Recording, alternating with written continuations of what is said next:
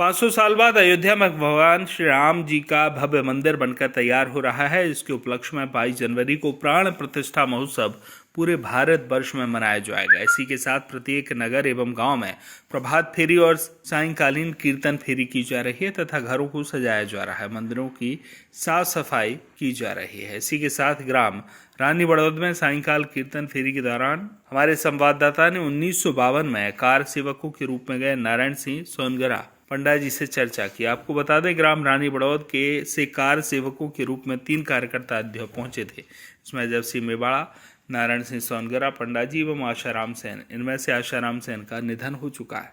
आइए कार सेवक नारायण सिंह सोनगरा पंडा जी ने क्या कुछ कहा, सुनते हैं। जो भगवान श्री रामचंद्र जी का मंदिर प्राण प्रतिष्ठा महोत्सव जो पूरे भारतवर्ष में चल रहा है, और रानी बड़ौद से आप कार सेवक के रूप में अयोध्या में जब बाबरी मस्जिद का विध्वंस किया था उस समय आप गए थे, कैसा क्या वहाँ पर वातावरण था और किस प्रकार से आपने वहाँ पर कार्रवाई की थी?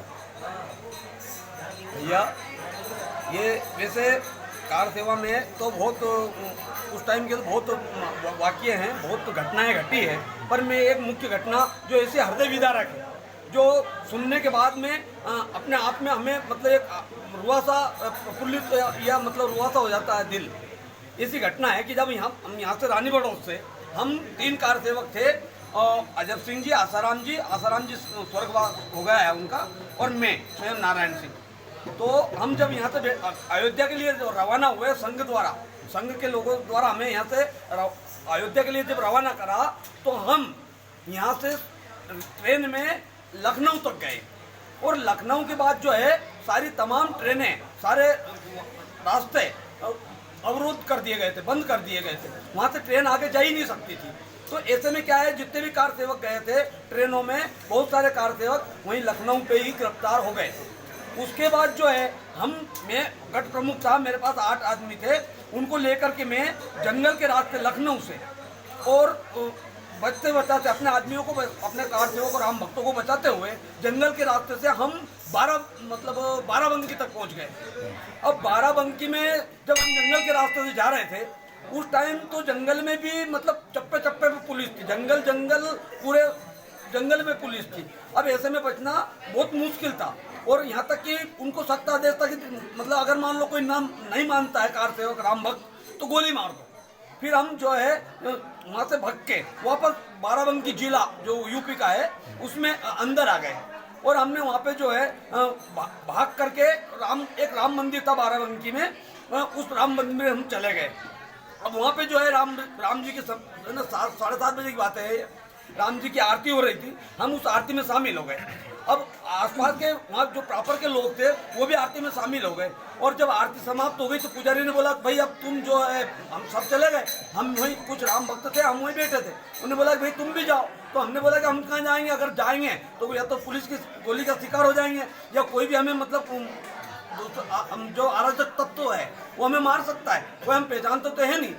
तो उनने कहा भाई नहीं, तुम्हें जाना पड़ेगा। कारण क्या है कि कल मेरा लड़का, पुलिस बाहर की है, पहचानती है नहीं, कल मेरा लड़का राम भक्तों के साथ में पुलिस वाले पकड़ के ले गए और जेल में रोक दिया। तो आज आरती मैंने उतारी, अब आज तुम्हारे साथ में अगर रात को यहाँ पुलिस ने छापा मारा तो आज तुम्हारे साथ में मेरा नंबर है, और तुम भी राम भक्त हो, तो कल राम जी की आरती कौन उतारेगा, इसलिए आप कृपा करके यहाँ से जाइए।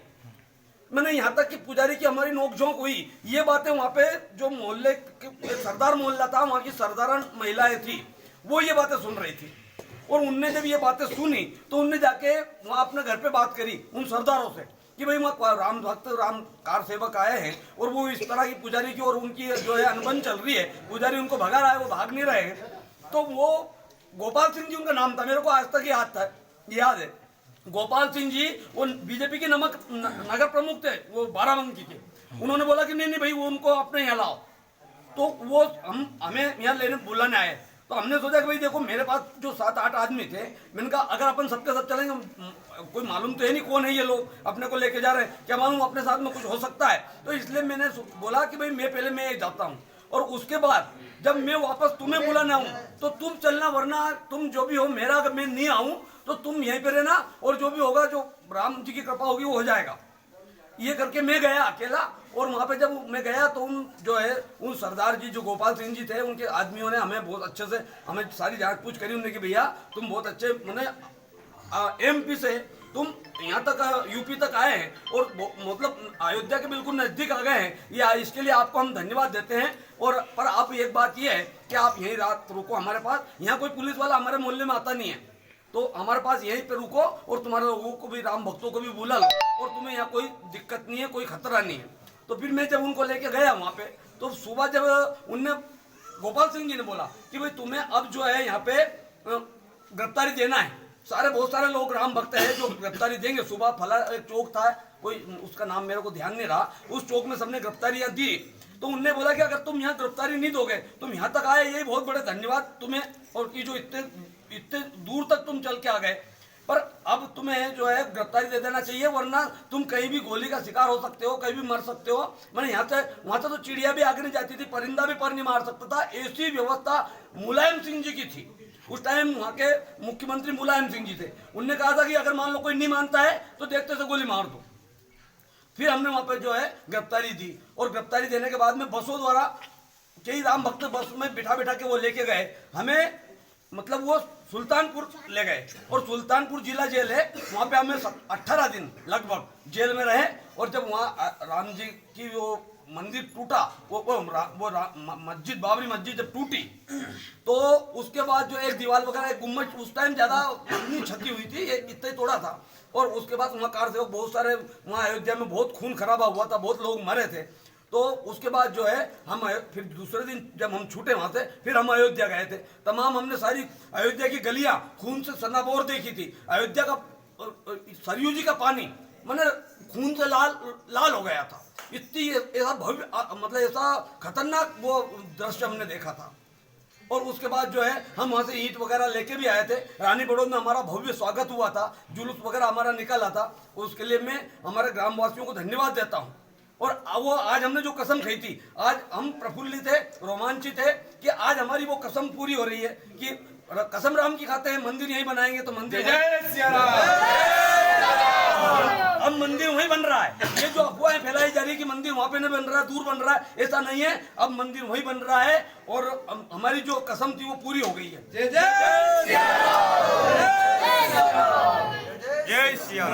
वितरण के पश्चात पहले कार सेवकों का सम्मान किया गया है और घर घर यह आग्रह किया जा रहा है कि सभी घरों पर 22 तारीख और 22 तारीख के पहले, प्राण प्रतिष्ठा के पहले से ही प्रत्येक घर पर दीपक लगे, रंगोली बने, बंधनवार सजे और पताकाएं लगे।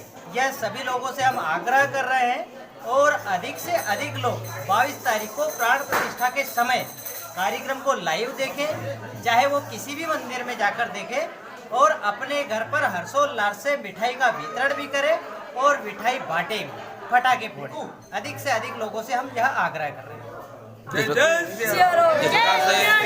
जिस प्रकार से रोजाना प्रभात फेरी निकाली जा रही है, कितनी का संख्या प्रभात फेरी में आ रही है और किस प्रकार से ये कार्यक्रम सफल हो रहा है?